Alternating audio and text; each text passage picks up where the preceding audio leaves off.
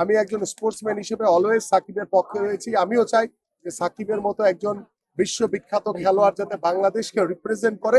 সাকিবের যে সিদ্ধান্ত সেটা রাষ্ট্র নেবে, কারণ আইনের যে বিষয়গুলো রয়েছে সেই সিদ্ধান্ত মোতাবেক আমি একজন স্পোর্টসম্যান হিসেবে অলওয়েজ সাকিবের পক্ষে রয়েছি। আমিও চাই যে সাকিবের মতো একজন বিশ্ববিখ্যাত খেলোয়াড় যাতে বাংলাদেশকে রিপ্রেজেন্ট করে।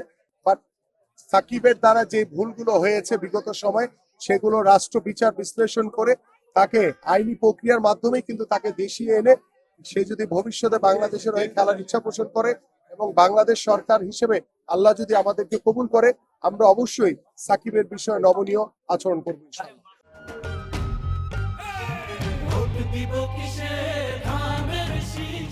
দেখেন, আমি যেটি বলি যে আমাদের বর্তমান যে ক্রিকেট বোর্ড এটি প্রশ্নবিদ্ধ একটি ক্রিকেট বোর্ড এবং সঠিক প্রক্রিয়ার ভিতরে কিন্তু এই ক্রিকেট বোর্ড নির্বাচিত হয়নি।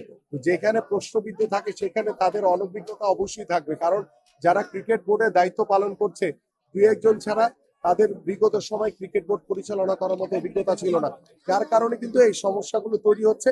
এবং আশা করি যে আমরা এই ক্রিকেট বোর্ডের সাথে আল্লাহ যদি আমাদেরকে কবুল করে ভবিষ্যতে বসে এই পুরো সমাধান করবো ইনশাআল্লাহ।